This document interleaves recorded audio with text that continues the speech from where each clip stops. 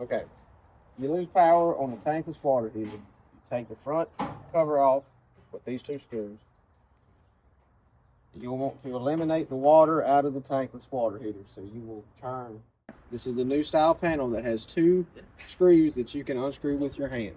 If you have an older style, you will have 4 screws in the corners that you will need to take out with the Phillips head screwdriver.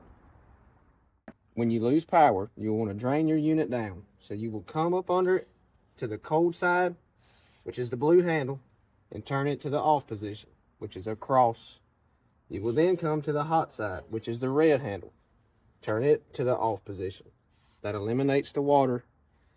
Then to drain it down, you will pull this silver tab, and the water will splash, and it will take all the water out of the unit.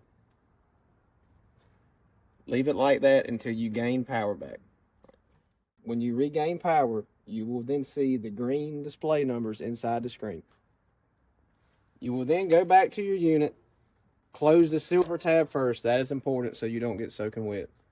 You will then go back to the cold, turn it down to the on position, come to the hot, turn it to the on position. You will then have hot water in your house.